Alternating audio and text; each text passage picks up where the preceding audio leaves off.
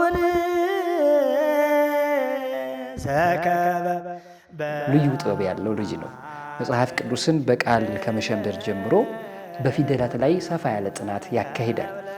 ሁሉም እንግዲህ ኃላፊነት እንደተጣለብኝ ያክል ነውና ያንን ኃላፊነት ደግሞ በስነ ስርዓት እንድወጣ ፊደል ገበታ መጽሐፍ ነው ያወጣው።